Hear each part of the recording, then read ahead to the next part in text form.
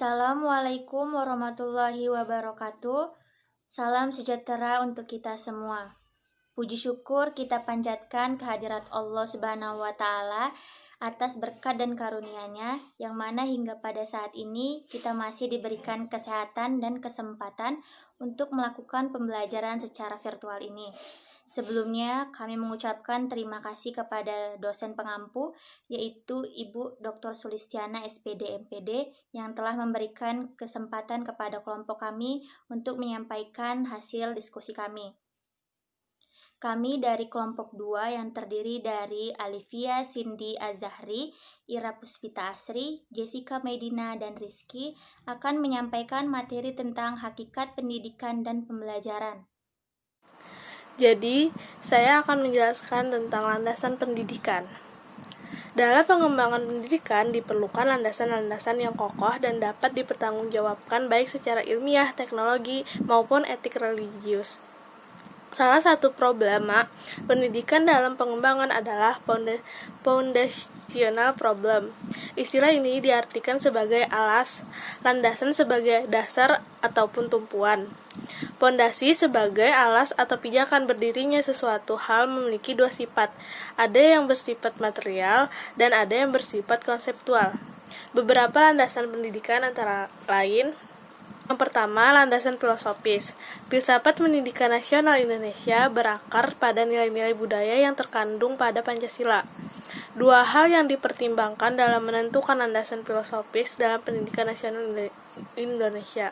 Pertama, adalah pandangan tentang manusia Indonesia sebagai A.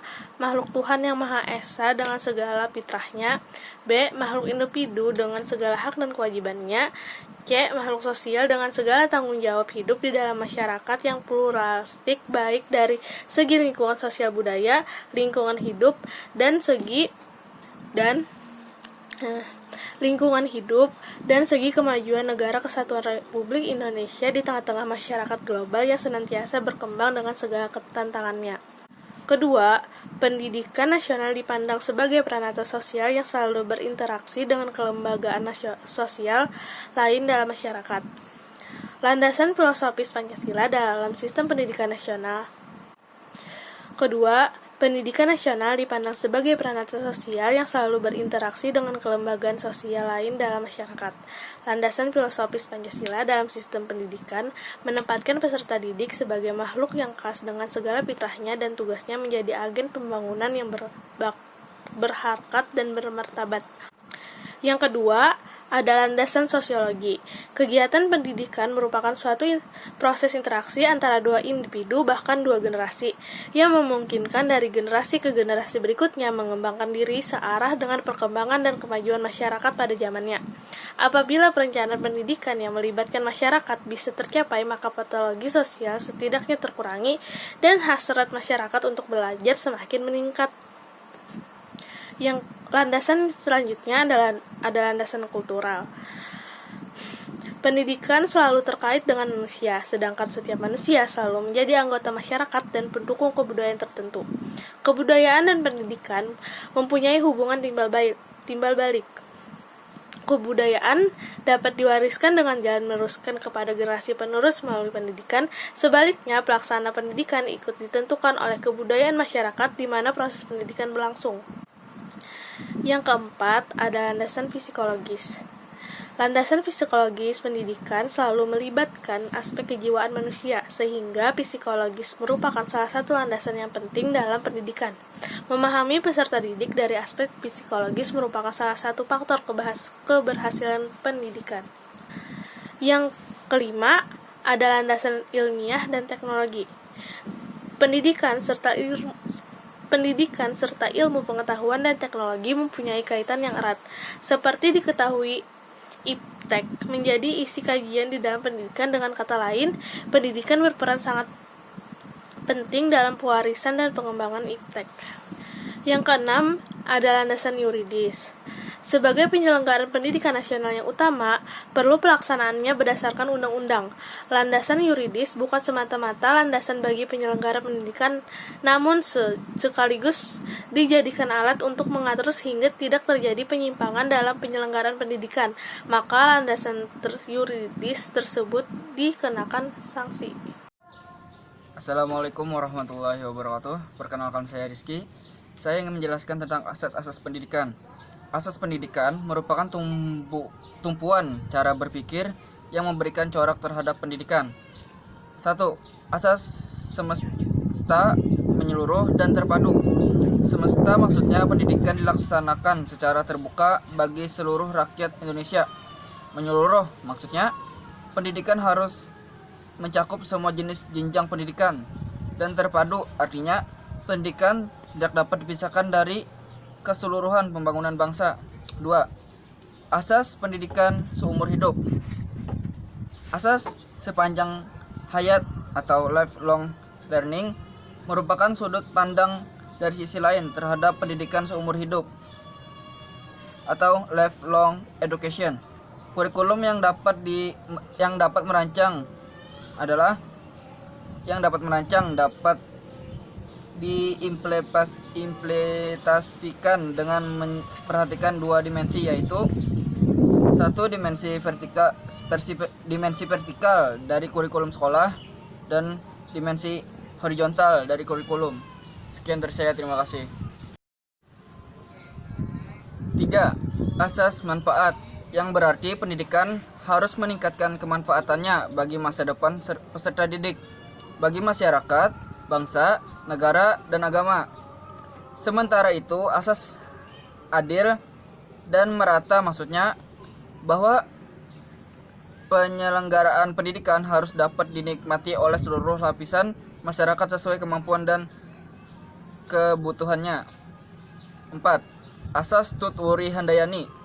Asas Tutwuri Handayani merupakan asas pendidikan Indonesia hingga saat ini. Bersumber dari asas pendidikan Taman Siswa. Asas dikumandangkan oleh Ki Hajar Dewantara. Ini dikembangkan oleh Dr. Handes RMP Swetrokartono dengan menambahkan dua semboyan, yaitu Ing Ngasro Sung Tulodo dan Ing Matyo Mangun Kasro. 5.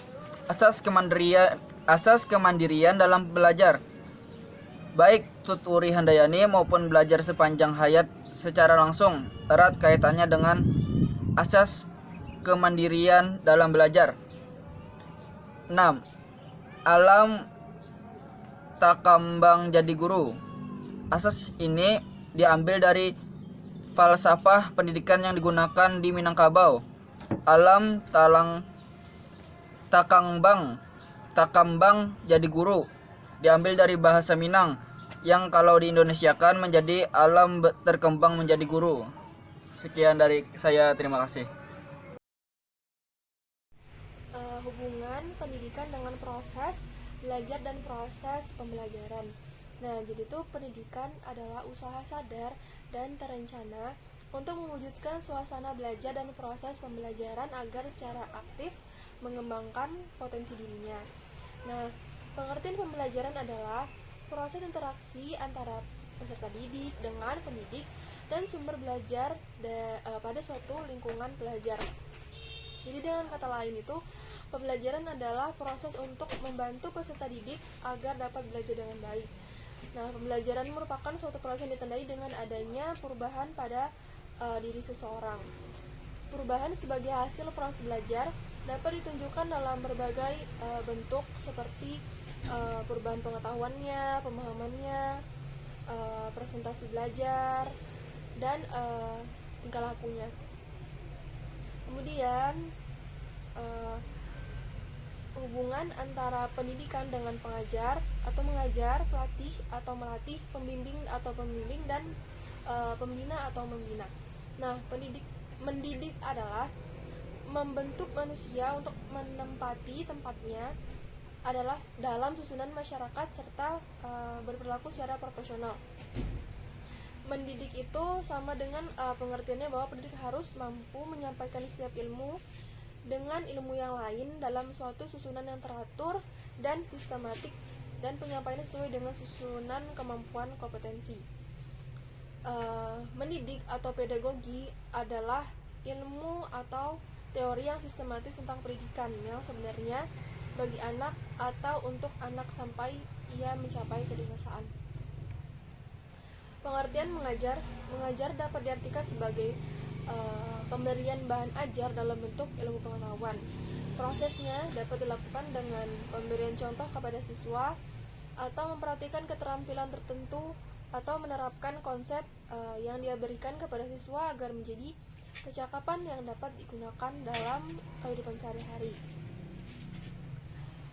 Membimbing berkaitan dengan norma dan tata tertib. Dilihat dari segi prosesnya, maka mendidik dapat dilakukan dengan penyampaian atau mentransfer bahan ajar yang berupa ilmu pengetahuan, teknologi, dan seni dengan menggunakan strategi dan metode mengajar yang sesuai dengan perbedaan individual masing-masing. Nah, melatih itu ditinjau dari segi isi adalah berupa keterampilan atau kecakapan hidup.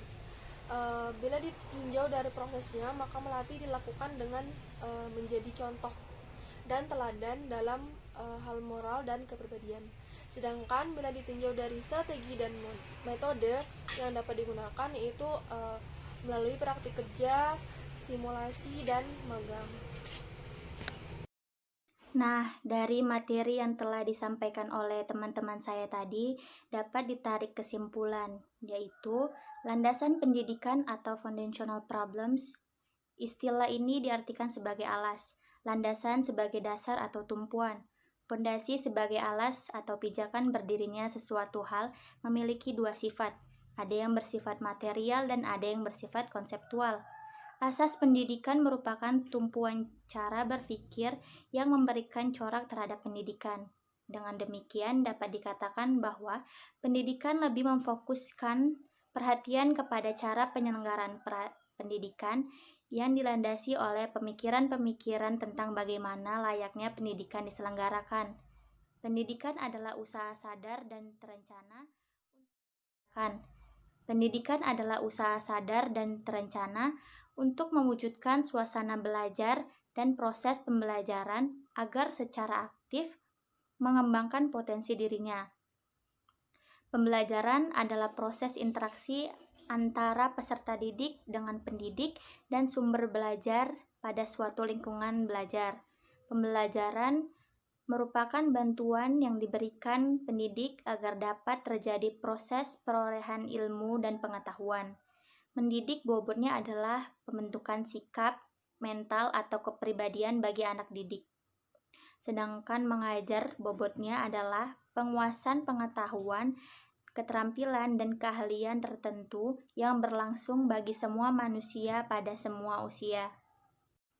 Kemudian selanjutnya saran. Dalam mempelajari tentang materi ini, diharapkan tidak hanya sekedar diketahui, namun benar-benar dipahami dan menjadi pegangan bagi mahasiswa yang kelak menjadi guru agar dapat menerapkan landasan dan asas-asas pendidikan dengan benar dan tepat kepada peserta didiknya kelak.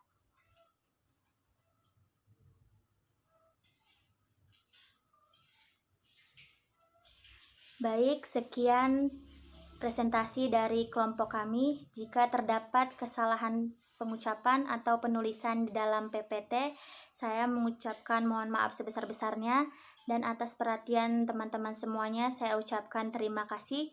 Assalamualaikum warahmatullahi wabarakatuh.